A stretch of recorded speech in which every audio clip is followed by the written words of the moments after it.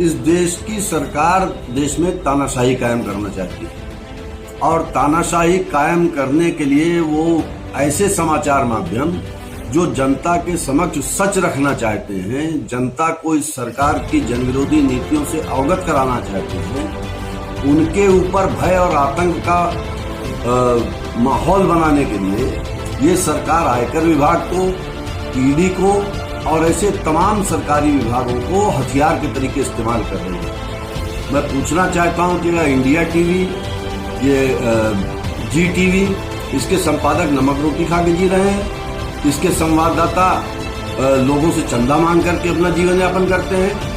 भारत की सरकार इस देश में श्रीमती इंदिरा गांधी ने जो इमरजेंसी लगाई थी, जिसमें प्रेस की आजादी पर रोक लगाई थी, अपने कुचक्र के द्वारा, अपनी गलत नीतियों के द्वारा और सरकारी संस्थाओं के मनमाने प्रयोग के द्वारा इस देश के सच्चे मीडिया की आवाज को रोकना चाहता है।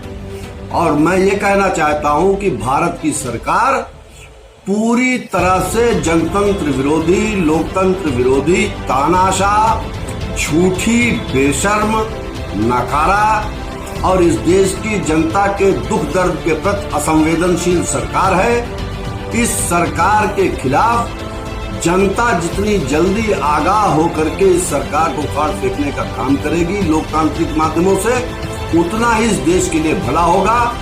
ऐसे कितने भी समाचार माध्यमों के खिलाफ कोई भी सरकार कुचक्र रच ले, लेकिन मेरा विश्वास है कि भारत समाचार जैसे, भास्कर समूह जैसे जो जनोन्मुखी पत्रकारिता करने वाले चैनल और समाचार समूह हैं, वो अपने रास्ते पर चलते रहेंगे और उन्हीं के दम पर आने वाले समय में इस देश में पुनः लोकतंत्र का और जनतंत्र का राज कायम होगा। देखिए, news channel, news paper, media ये समाज का चौथा स्तंभ है। घटनाओं को सच्चाई लाना जनता के सामने, यही इनका काम रहता है। निष्पक्ष ढंग से हमारे पत्रकार भाई, चाहे वो राष्ट्रीय स्तर के हों, प्रदेश स्तर के हों, जिले स्तर के हों, सभी निष्पक्ष ढंग से काम करते हैं। भारत समाचार जो कि एक प्रतिष्ठित न्यूज चैनल है, जिसे जैसे इनके मंत्री ने कहा, इनकी सरकार के मंत्री कहते हैं कि ऑक्सीजन से कोई मौत नहीं हुई। हमारी नेता प्रियंका गांधी जी ने भी इस सरकार को घेरा है, इस पर उन्होंने प्रतिक्रिया व्यक्त की है, आपत्ति दर्ज कराई है। भारत समाचार को इसकी पूरी जानकारी थी। भारत समाचार इस मामले को पूरा जनता के सामने एक्सपोज कर सकता था, कितनी मौतें कहाँ हुई, सारी जानकारी भारत समाचार के न्यूज को थी। लेकिन सरकार इसी दबाव में लाने के लिए कि हम और न्यूज चैनल भी दबाव में आ जाएं और हमारे मीडिया के लोग दबाव में आ जाएं, भारत समाचार के ऑफिस पर, उनके घर पे ईडी के छापे पड़े हैं, जो बहुत गलत है। हम लोग इसका विरोध करते हैं, कांग्रेस पार्टी इसका विरोध करती है। किस तरह जब से इनकी सरकार बनी, किस तरह मीडिया पे शिकंजा कसने की पूरी कोशिश कर रहे हैं, किस तरह मीडिया को दबाने का काम कर रहे हैं कि वास्तविक स्थिति से लोगों तक ना पाए, जनता ना जान पाए कि देश में क्या हो रहा है, देश की क्या स्थिति है। लेकिन इसमें सफल नहीं होंगे हमारे मीडिया के लोग, बहादुर साथी हैं, तो निश्चित रूप से इसका जो सच से सबको रूबरू कराएंगे।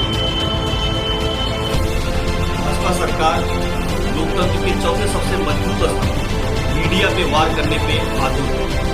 भारत समाचार ने कोरोना काल में जिस तरह से गांव देहात की समस्याओं को, ऑक्सीजन की समस्या को, बेड की समस्या को लगातार लोगों के बीच में पहुंचाया, सरकार का कारखाना लाजिम है, क्योंकि सरकार चाहती है कि उसके इशारे पे कलम चले। सरकार चाहती है कि उसकी स्वीकृति छपे। सरकार कभी ही नहीं चाहती कि सच छपे। ब्रजेश मिश्रा जी ने लगातार सच की आवाज को बुलंद किया है, सच को दिखाया है।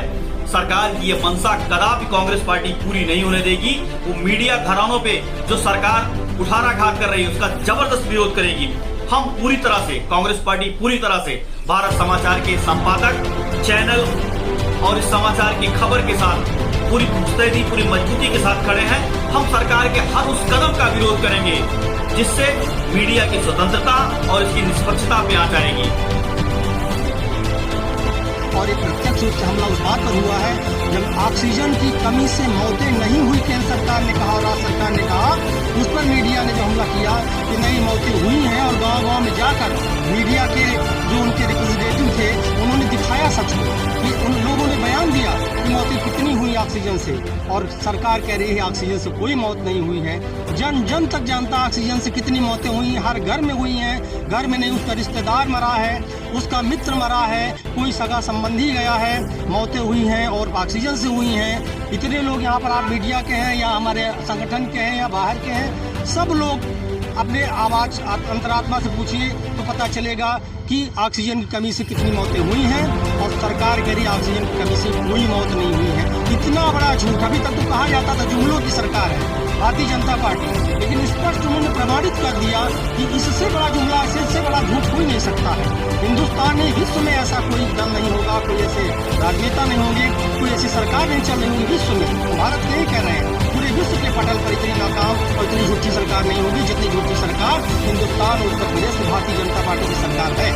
तो इस तरह से अब जनता के हाथ में है कमान कि मीडिया पर भी हमला, विधायिका पर भी हमला, राजनेताओं पर हमला, जनता पर हमला, छात्रों पर हमला, नौजवानों पर हमला, महिलाओं पर हमला, और आज मीडिया पर इतनी बुरी तरह से हमला किया। तो अब जो है जनता का कर्तव्य है कि वो अब जन जन तक जाए और इसका पर्दाफाश करे। अब अंग्रेजों से ज्यादा बुरी हालत हो गई है। अंग्रेजों के समय में भी इतनी आजादी होती थी कि सच को सच दिखा दिया जाता था, लेकिन आज सच को सच दिखाने वाले पर आज तो लोकतंत्र की हत्या हो गई। इस बीजेपी में तो अघोषित इमरजेंसी लगा दी है। एक बार तो अंग्रेजों ने गुलाम बनाया था, इस बार बीजेपी हिंदुस्तान और उत्तर प्रदेश को गुलाम बना रही है। लोकतंत्र में तो चौथे स्तंभ को भी बोलने का मौका नहीं दिया जा रहा। अगर कोई टीवी चैनल या पत्रकार सच्चाई दिखा दे, उसके ऊपर भी कार्रवाई हो रही है। कई चैनल के ईडी और पता नहीं कौन कौन सी जांचें करवाई जा रही हैं। और चाहे ब्रजेश मिश्रा जी लगातार सच्चाई दिखा रहे थे, तो उनके ऊपर, वीरेंद्र सिंह जी के ऊपर, क्योंकि वो जनता को सच्चाई दिखा रहे थे। कोरोना महामारी में क्या हो रहा, किसके साथ में, किसानों के साथ में अन्याय हो रहा या गरीबों के साथ में अन्याय हो रहा, वो सारी चीजें दिखा रहे थे। बेरोजगारों के साथ में, छात्र, नौजवान, बेरोजगार, महिला, सभी लोग परेशान हैं, सबकी बात रखते थे, इसलिए उनके ऊपर कार्रवाई होगी। ये उत्तर प्रदेश की सरकार सत्ता के नशे में, घमंड में, नशे में चूर है, और सत्ता के मद में आके नाना प्रकार के, जिस तरीके से अंग्रेजों ने भी नहीं ऐसे कानून लाए थे जैसे कानून बीजेपी की सरकार में लाए गए। आज बताइए, किसी को बोलने की आजादी है क्या? सच्चाई दिखाने की आजादी है क्या? कितने टीवी चैनल वालों और पत्रकारों के खिलाफ एफआईआर लिखी गई। जब लोकतंत्र में पत्रकार नहीं सुरक्षित है तो आम जनता की बोलने की हैसियत कहाँ है?